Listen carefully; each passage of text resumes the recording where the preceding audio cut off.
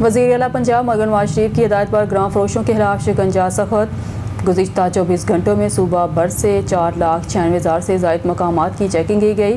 ترجمان محکمہ price control 10,955 gram فروشوں کو 19,66,000 روپے کے جرمانے عائد، 13 کے خلاف مقدمات درج، 152 گرفتار۔ ترجمان کے مطابق 39,762 مقامات سے آٹا نرخوں کی چیکنگ، 1,058 گرام فروشوں کو جرمانہ، 16 گرفتار کروائے گئے۔ ترجمان کے مطابق 21,718 چکن شاپس کی چیکنگ، 733 گرام فروشوں کو جرمانہ، 3 افراد کے خلاف مقدمات درج، 26 گرفتار کروائے گئے۔